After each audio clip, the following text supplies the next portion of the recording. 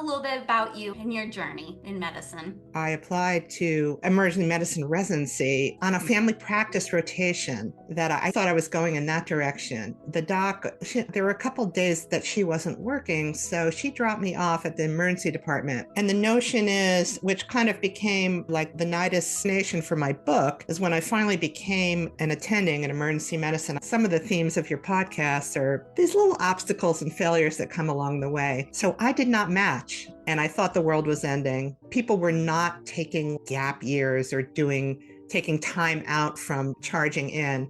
This was the early 80s. So I ended up doing a second PGY 1 year at a local hospital. Welcome, everyone. My name is Dr. Moss from Life as a Patient Doctor. I am very excited and honored to interview Dr. Joan Naidorf, who is a board-certified emergency medicine physician with over 30 years practicing in hospitals in Northern Virginia. Her book, Changing How We Think About Difficult Patients, a guide for physicians and healthcare professionals, was published in 2022 and is widely available in electronic, paperback, and audio formats. In addition to her book reviews and opinion pieces that have been widely circulated in both the Washington Post, the DO, and Doc70. After hours, she likes to travel, read, play tennis, follow Dolly the poodle, and walk along the Virginia beach. Thank you for being here today. Really happy to be here talking to you.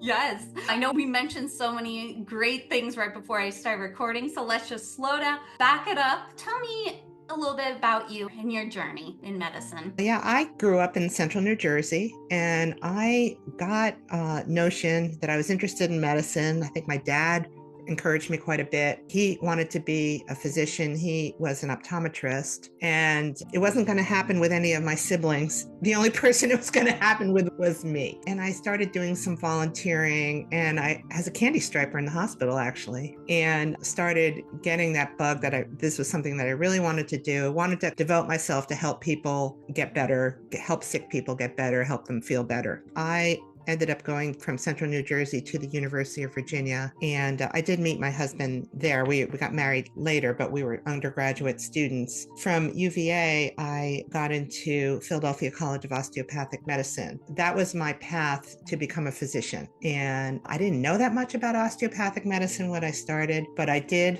know that the people around me were really highly motivated, very interesting students, great people. The teachers we had in Philadelphia were people who had come and gone and were teaching at the other medical schools in the city. So I knew that we were having a top-notch education. I think some of our clinical rotations were structured differently at that time, being at community hospitals and not at teaching hospitals. So I think that was different. And then most of us would go on to a rotating internship our first year out. And I did that. I was in Northeast Philadelphia. And then I applied to a family practice rotation that I thought I was going in that direction. The doc, there were a couple days that she wasn't working, so she dropped me off at the emergency department at this local hospital. And I'm like, what? This is the best thing ever. And for me, it was this challenge of figuring out what was going on with people, getting a chance to not only go through this intellectual exercise, but all the procedures that we get to do that are so much fun, and we get the best toys to play with too. Love that. And then the best thing at the end is totally different every day, totally different set of characters, patient problems, elderly people, pregnant people, children, the whole gamut, everything we get. And then at the end, we get to say goodbye to them, which I think is the best thing of all. And I know that some of our colleagues, and I'm so grateful that they love this, to have long-term relationships with their patients. But our goal in emergency medicine is to just see someone once or twice, or if they're in our community, they come back, of course, but we want these kind of short-term relationships with them. That's a really good point. I'm glad you mentioned that. So I'm guessing in that sense, you're really trying to develop really good rapport, or really getting the information quickly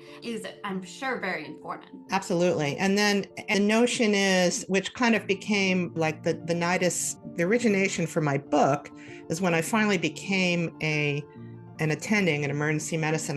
What I was going to say, which some of the themes of your podcast are these little obstacles and failures that come along the way. So I did not match the first time. And I had a very messy morning, sobbing in the shower when I found out I didn't match. and I thought the world was ending. And people were not taking gap years or taking time out from charging in. This was the early 80s. So I ended up doing a second PGY 1 year at a local hospital, happened to be where my husband was practicing, Albert Einstein Medical Center in North Philadelphia. It's a really great hospital. And I got a lot of really valuable training, had to do a lot of call. It was another PGY 1 year. I was an intern 2 years in a row. But when I reapplied for the residency that I finally got into, emergency medicine, which is actually now based at Albert Einstein, I was able to get in there. And at that time, it was very difficult to get into emergency medicine residencies. It was really a new profession. And it actually originated at the hospital where I started my first job, which was like a dedicated group of physicians staffed the emergency department who did not have a practice outside of the hospital. Huh. And then the residency programs originated to teach people how to do that better, and with emphasis on resuscitation and emergencies, burn care, all the things that we have to deal with. And so when I came out, there were, I want to say, maybe like 300 positions in the whole country that were training emergency physicians. And now there are, of course, lots more, like maybe 5,000 of them. Huh. I can't imagine what was going on with if emergency medicine. Are you saying it didn't exist as a training, or how would people train if it didn't exist? What Okay, did that so medicine look like? that's a good question. I know, like, it probably seems inconceivable to you now. It does. For a patient to be seen after hours in the hospital, they would show up, and there was something called an emergency room, which probably was a room. Now we call it the emergency department because it's possibly, in my opinion, the most important department in the hospital, my humble opinion. And it was mostly staffed at that time by physicians who were either internists or general practitioners who were moonlighting from setting up their own practices to do a couple shifts, like to earn extra money. And I think some people decided that was a good place to be based, and they wanted to do that full time. And they did this called the Alexandria Plan at Alexandria Hospital in Alexandria, Virginia. And then the residency programs grew after that. It's a relatively new specialty. People were not trained just to do that. And when I came out, people would ask me, what were you trained to do? I'm like, I'm actually trained to do this. So it's been very interesting to watch over the decades and become very popular specialty. I think we've had our ups and downs. There are probably reasons for that. I'm not an expert, but I have some opinions. And I think that the changes, the hospitals have made it so that it's very hard for people who are not trained and board certified in emergency medicine to be practicing in emergency departments. Now, clearly, some of our colleagues who are perhaps trained in internal medicine or surgery, they have really fantastic skills. And then over the years, they accumulate all the skills that are necessary for the emergency department. But a lot of hospitals will only credential people on their staffs who are residency trained. Yeah, no, thank you so much for sharing kind of that journey and how cool I can imagine now watching all that going from people not putting the emphasis to it is the most important, especially we're talking about the recent pandemic where they brought everyone into the emergency room to help staff because it needed that triage. So, wow, how amazing to be able to look back and see that transition of. At one time, patients would be sent in from doctors' offices, sometimes with a set of admission orders, and just sent to the admissions office of a hospital and go up to a room. That almost doesn't happen nowadays. There would be no urgency or way for people to get an IV started and get bloods drawn, and bloods were not sent off stat from the floor. They're just like, okay, you put the labs in and you get the stuff the next morning. You have to show a much higher level of need to even be admitted to the hospital. So people are naturally processed and seen and evaluated in the emergency department because we have access to all the labs and the imaging and the procedures that we need. And we can usually do them in the first 4 to 6 hours and usually decide if someone needs to be admitted, where they need to be admitted to, or if they could potentially be sent home with treatment. So it's really important. But years ago, doctors in the office also took care of patients in the hospital. And so they had all this stuff going on in the hospital. And then over the years, so much more that had to be done in their offices and then in the hospital that now they're hospital-based physicians, hospitalists. So the way I tell it is that people would come in and be seen by the first hospitalist, who is the emergency physician, and then be handed over to the second hospitalist, who's the hospital-based physician. And then most people are never even seen by their own primary care providers when they're in the hospital. So it's much more, the process is not as, in some ways, not as great for physicians because they don't know who's taking care of them. The people are total strangers to them, but they do get people who are right there at the bedside or in the hospital and available to them right away. Yeah, like you said, it's changed so much. I know that family medicine is pretty much the closest we have that they still, at least in training, that they do a little, mostly outpatient, and then they sometimes get to follow them as internists. And then OB-GYN also residents do a little bit of sometimes seeing their same OB-GYN delivering the patient. But yeah, it definitely has changed. I want to go back. You did mention, I want to thank you so much for being open and vulnerable about your challenge with getting into medical school, getting into the residency of your choice. Because, like you said, it's something that isn't talked about a lot and is something that did exist, even like it does exist out there. And it doesn't, just because people talk about it, doesn't mean that it doesn't happen. And so, yeah, it's very difficult, especially if there's something tying you to a geographic place or a person. Like my husband and I went to separate medical schools. We were not engaged then, and I got in Philadelphia and he got into Eastern Virginia Medical School, which was in Norfolk. And then at that time, his school was 3 years and he came to Philadelphia. And then I wanted to stay in Philadelphia. So I was applying. It was a great city to be looking for medical education, probably a lot like Chicago. There are a lot of options. But even still, there were only, I think, 3 emergency medicine residency programs available at the time. There were only 6 spots in one and maybe 10 in another. There weren't many options and a lot of people applying. It's hard to think about what your plan B is going to be, but you have to set something up. In retrospect, that day I thought it was the end of the world. It actually made me a much better doctor. I had a much better understanding of how to deal with internal medicine patients, which are a major part of what we're seeing in the emergency department. And I could get some really good perspective. So I felt really comfortable with that. And I think anytime you get extra training and more time helps put things in perspective for you. very much, I agree. And I think that is why a lot of times some residencies require that first year to be a lot of internal medicine. Even if you're not going to do that for the rest of your life, it does provide such a valuable toolkit to pull from. And I do want to say, I'm so glad that you mentioned of the difficulty of trying to stay in a specific geographic location or to stay with a support system. It's a reality, and it's something I was very lucky, but because my husband was in Chicago for his residency. And then so when I applied, I tried to only apply to that area, but there was a very good chance of I couldn't have matched and I would have been in trouble. And so I would have to go to my plan B or C. But yeah, it's a really hard situation when you're trying to balance those key things. So then looking forward, so I'm guessing it was 3 years of emergency room?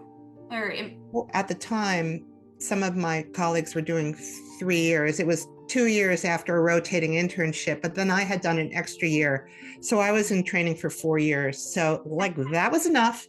I was ready to start. And what was interesting, and my husband, by some kind of little miracle, he was also finishing his GI fellowship at the same time I was finishing my emergency medicine residency. Oh, perfect. And we decided to move. I got a job at Alexandria Hospital and he decided he was going to start a solo practice, but it went pretty well for him for a while. Now works with a hospital-based group. But what I discovered when I became an attending, and I think that this is something, a little piece of reality that some of your fellow students, people are noticing when they hit the floors for the first time, clinical medicine, this kind of idealized view of what we think patient care is going to be. Turns out to be disappointing. Hmm. And the main thing one of the things that we find disappointing, there are a lot of things in our system that are troubling, but a problem that I felt I was having was some of the interactions with people that were really difficult, very challenging. And even though I was probably having a really good day, say seeing 20, 25 patients, and most of them went great and we had happy endings and they left happy and shook my hand and thanked me, but still there's some arguments and confrontations and stuff going on. And so at the end of the day, you feel like it was terrible, even though it really wasn't. So at the time I was on the associate clinical faculty at George Washington University, and I put together a presentation on dealing with difficult patients. And I gave it, and the crux of it was we need to have these interactions. We can't just say, hit the road. Some of my articles that I've written, some of the doctors will say, just fire them from your practice. I'm like, we're in the emergency department. We can't do that. Just because Right. someone acts like a jerk, we still have to do a medical stabilization evaluation and treat them and do our best, even though their behavior is not good. I gave a lecture for grand rounds. My department chair loved it, and I ended up giving it the second year, and I put it aside and I learned a lot from it. I did it better. Didn't do it perfectly because it's really hard to do. And I put it aside. And then when I retired from clinical practice, I decided I would pick that up again and teach it to residents. So I started doing that at the beginning of COVID, and we were doing some remote learning, and I was doing some virtual conferences.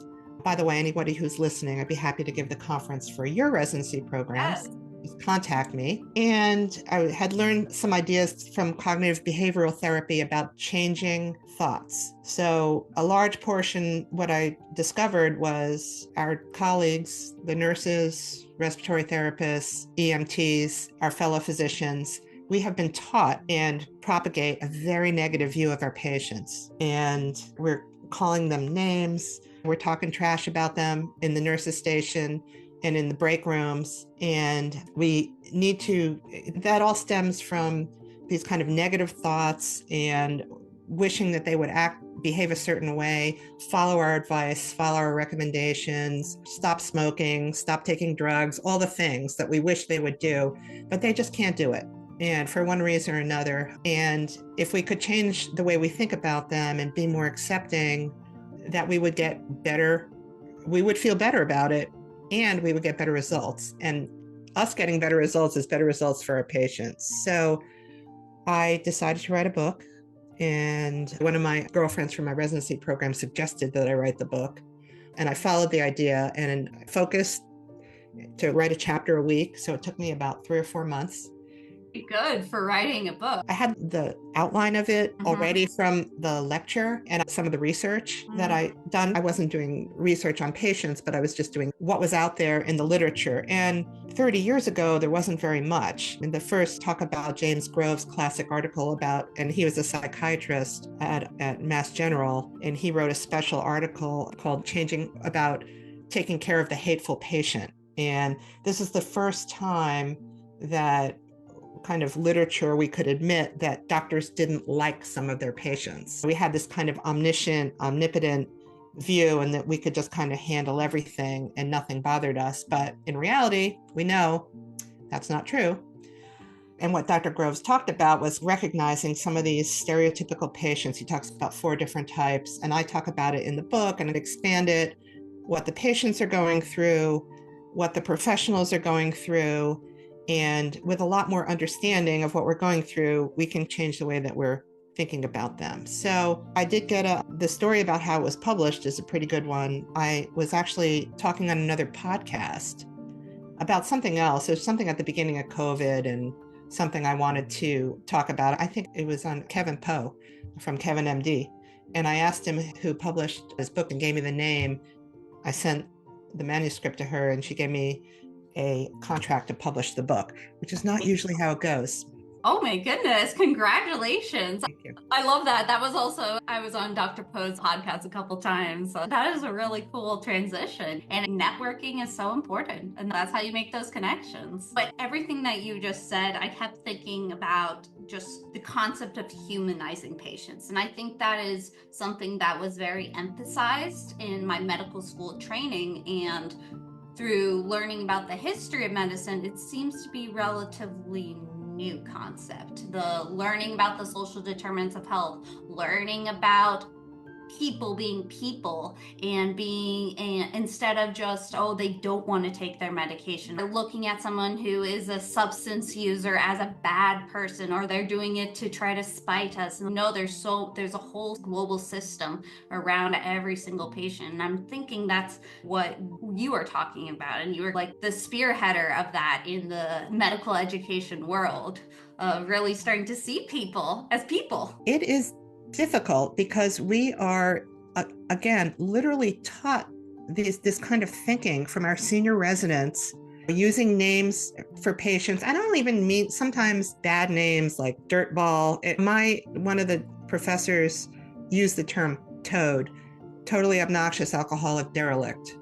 And that's what we were calling people. And they thought it was just uproariously funny. And it's very demeaning, or just even calling someone the cancer patient or the alcoholic or the druggie or something like that. We use these kind of names all the time because we don't take the time. For one thing, we don't want to identify people by their actual names because of HIPAA stuff. Or we just say, in the emergency department, we say something like the lady in bed 10 because everybody knows what that is. So it's not always, we fell into this naturally. And it happens so frequently that some of us are not even aware of how dehumanizing it is. So I think I'm trying to call people's attention to that. And the only way to actually change your thoughts about, like, just even using the labels is to become more aware that you're doing it. Yes, that is definitely the first step of changing. We're talking about a cultural change. And because, like you said, you learn this from being in an environment where your leaders, your senior residents, you were just doing what was taught and what the culture was. And so going against the grain is difficult, even though sometimes it goes against your ethical. I talked to someone recently that I interviewed about the moral dilemma and how that can impact medical students and residents and even attendings of when you're seeing things that go against your own values, but you have to keep going because if not, you won't be able to see the patients and just get through the day. And I think you talked a little bit about how burnout is impacted. Can you speak a little bit about that, where the connection is? Burnout, I think, is one little part of it. With burnout, people are getting cynical and exhausted, and they don't see the value in what they're doing anymore. So I feel like there are a lot of obstacles that people are coming upon in their practice, like they can't get insurance companies to approve things, or they can't get certain studies quickly or at all. And so that is very frustrating. But one thing we can do is lean in and find out why our patients aren't taking their medicines. How come they can't get to a dialysis appointment that they're supposed to make every week or multiple times a week, and they end up showing up in the emergency department instead in extremis? And if we could just find out the reason, instead of just writing on their chart, non-compliant, that's another label that like torpedoes people. When the notes that you read on a triage form written by one of the nurses, or a prior note written by one of our colleagues, can just absolutely change the way you think about a patient, because we work under confirmation bias. If we're going to look for something, this idea that this is a non-compliant patient, that's all we see is the way that they're not complying with the medications or follow-up appointments or stuff like that, instead of like the 98% of their behavior, which actually is adhering to the plan. So there are very subtle ways that we can change our language, and it can also help change the way we think about our patients. When we have more empathy and more compassion, we come up with better solutions. We come up with some ideas that can help the patients solve their problems with access. We have resources available But if we don't know that Mrs. Jones can't get a ride to her dialysis appointment, or she can't get her medicine because it's not covered or something like that, we have resources to use, but we can't use them unless we know about them. And to know about them, we have to lean in and ask. I love that, leaning in. I think that is so important. And it reminded me a lot of what I have to deal with as a psychiatry resident, is the struggle of individuals when they just see, oh, this person has some type of mental health thing. Maybe they see bipolar. And so they're like, oh, anything that this person is going to deal with is going to only be their mental health. This patient can't have appendicitis. This patient cannot have high blood pressure. It's all only because of the mental health. And that's not the case. People are people. Yeah.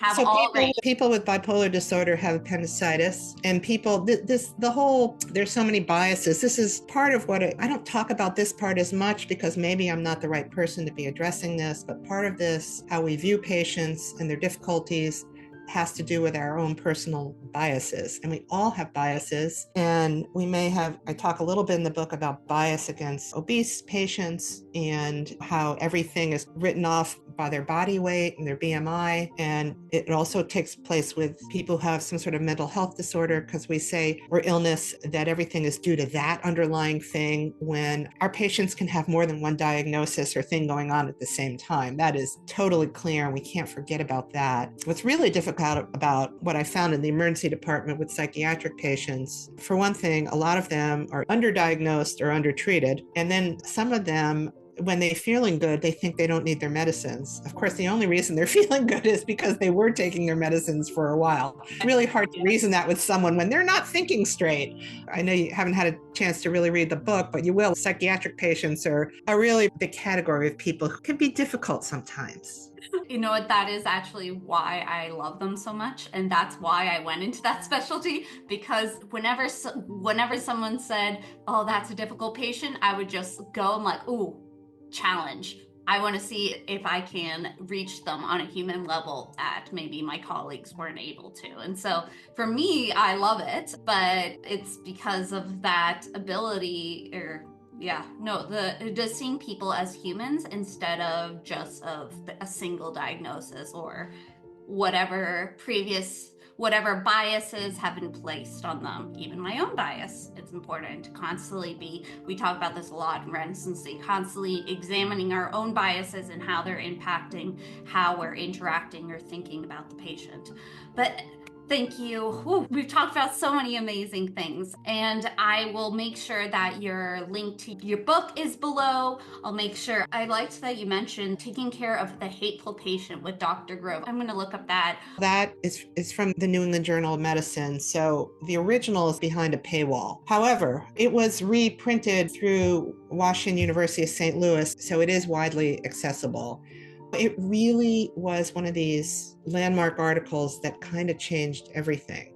And then there was a lot of response to that over the years. And I think it's another generation now, and we need to be reminded of it. We need to be reminded what the lesson was, is if you're feeling some sort of negative emotion, like you're angry or frustrated or disgusted or feeling defeated, something's going on that you need to get a handle on. And you can change your thoughts about that. Some of our patients are going to die, even if we're doing the right thing. And we need to be able to accept that. It's really hard to accept it. And I think everybody agrees that there are times it's really appropriate to be sad, and it's really appropriate to cry. And we need to take the time to feel those emotions.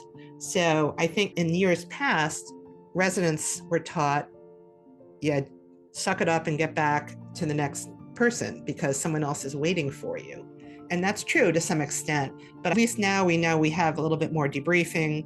People are encouraged or allowed to feel their emotions, because some of it is just heartbreakingly sad. Thank you for saying that. It definitely motivates me to bring that article out, and at least for my residents, it sounds like a great thing to, like you said, bring it back in, because it's so important. And if it was a landmark article, everyone always loves those, to make sure that those are mentioned. So I'm going to do a quick summary of all the amazing things you said. So you started off by just talking about how You started off in New Jersey. New Jersey, your dad was an optometrist. You were interested in medicine, but didn't really know a lot of what it meant. And then you were a candy striper in the hospital, and you're like, this is mine. You met your husband in undergrad, but separated, went to med school, went to different programs, but were able to reconnect a little later while you were in residency. There were a little bumps in the road of being challenged getting into your first year of emergency medicine, but we're eventually able to do that as one of the original emergency medicine residents in the nation. And you really got to see the whole transition in medicine in the United States of how it went from kind of people being a direct admit to the hospital to people actually going into a set emergency room or department before actually going up to the hospital if they need to stay or if they need to go. You also talked about your motivation to start writing your book, and it started off by just doing a grand rounds about talking about a difficult patient, and people were interested in it. And even though you didn't touch on that until a lot later when you retired, that concept was still in your mind, and it has been so important of looking back at all the patients and how medicine really works, of how sometimes we can be very negative, of how the culture of medicine is very negative against patients. They're very separate, patients over here, doctors over here. And you talked about how important it is to lean into why patients are struggling, see, okay, not just using a term like non-compliant, like actually understand what is going on, and bringing that empathy and compassion to go against the biases that we are sometimes are very prominent in medicine. So I thank you so much for sharing your journey. Where can people get your book? Is there, show us your book. The book, There it is. Changing How We Think About Difficult Patients. It's very short. It's got some really cool artwork in it, actually. That's called Continuous Contour Line Drawing. Ooh, cool. Available. It was published by the American Association for Physician Leadership. It's available through their website and also available through all the major places that you get books, Amazon, Barnes and Noble. I've seen it on Target and Walmart and all those sort of places. It is also available. It's available as an ebook, and it also is available as an audiobook, which I was gonna ask I you. did not narrate it. And it's a professional voice actor, a female, narrated it. So she's good. I also took the liberty, I wrote about this recently because I write a lot of opinion pieces in various other places about taking over the profession. We're going to be taking over the profession. Women are going to be taking over this profession. It was always a very patriarchal system where you just did what the patriarchal male physician suggested. But now we're trying to bring in what our patients desire and have it be collaborative. And so all the when I refer to a generic physician in the book, I always use the pronoun she. It's my book. I'll do what I want. Yes, and that is so important. We could talk about this forever. Of medicine being very patriarchal of the culture. And yes, it is little by little we change. Even if it takes multiple generations, we're getting. The other day was National Women's Physicians Day. It's the birthday of Elizabeth Blackwell. One of the books I review books for the DO magazine, as one of her biographies. Really good book. And it was very hard for her to break in, very hard for her to find somewhere to train. And now more than half of medical students in the country are women. Yeah, I think it was on Monday. I think it was 55% that AMWA reported. Thank you so much for sharing that. I'm going to put the audiobook on my to-do list because I drive to residency, so that's how I can get a lot of my reading in. It's under 4 hours running time. Oh. Under 4 hours. It's not a very long book. And I will tell a very sweet guy that I sent it to at the beginning told me that before he would go into a shift in the emergency department, that he would read one of the chapters. It's like a self-help book for physicians and nurses and residents and medical students. And not that there's a category of that on the bookshelf somewhere, but I think it's what we need. It very much is needed. I love that. And I'm going to be having to reach out to you because that is on my next to-do list in the future is to, because so many people have been saying, why don't you write a book with how many blog posts and just like you, I'm going in your footsteps, all the writing. So I I also think, 70 fellow. So I've also written for docs. I write for yeah, docs. I think that the writing that you do becomes like your resume. And someday you can pull different chapters and make a book out of it. And a lot of writers do that. That isn't exactly the way I did it, but some of the lessons that I've learned, I've used some little chapters and written, broken out little articles to publish somewhere. But I very much want to spread the idea, the message. Like, if people want to buy the book, that's fine because it helps go in more in depth. But I'm like, next Monday, I'm talking to, hopefully, it's not going to snow too much. I'm driving up to Bethesda and talking to a group of family practice residents at a hospital up there. That's been fun, going to some different places. And I wrote an article about talking at a children's rehab hospital in New York City. Maybe if you can put the link to my I website, put, which yes, has articles and stuff like that, that would be really nice. that was my next question to Yeah. ask you is how can people get in contact with you or get more information on all this amazing stuff you wrote? So it's drjoannadorf.com, and there's a contact sheet on there that actually does work and comes to me, and I respond to all these things. I'm a staff of one. It's me and Dolly the poodle. So I have fun doing it, and if I can help people, I've done a number of podcasts. I've done a number of just like drop in for meetings, and a lot of people turn to me, possibly like yourself, for mentoring about writing and Oh, writing books, because that kind of makes, like, I'm not saying that I am an expert, but people look at you and say you have a book, so you're an expert. yes, you're an expert if you say you're an A expert. couple years ago on one of the social media, I was started following people on social media platform and told them that I would read their essays for medical school, for either medical school or for residency. And not that I know anything about that, but I know how to write a good essay or tell a good story. That So is important. a lot of people come to me and send me their books to either blurb them or to see if I'll review them. And it's not just up to me about reviewing books for the magazine, but I do have some say. And there's some books that I've loved and some books that I haven't loved. Amazing. Thank you, Dr. Naidorf. I'll definitely be contacting you. In the future,